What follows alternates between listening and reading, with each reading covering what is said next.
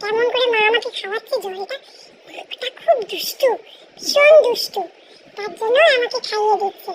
এই দেখো আমি পুরোটা পরিষ্কার করে একদম চেটে পুটে খেয়েছি। তোমরা খেয়ে নাও, এইভাবে তোমাদের মা দেখে করলে মাও